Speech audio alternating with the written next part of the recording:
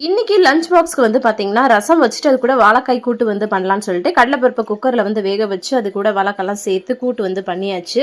அதுக்கப்புறம் தம்பிக்கு வந்து பார்த்தீங்கன்னா, லஞ்ச் பாக்ஸ்க்கு குட்டி குட்டி தோசை, அது கூட இட்லி பொடி நல்லெண்ணெய் வந்து கேட்டிருந்தான். அதுக்கப்புறம் ஆப்பிள் வந்து கட் பண்ணி அவருக்கு பேக் பண்ணியாச்சு.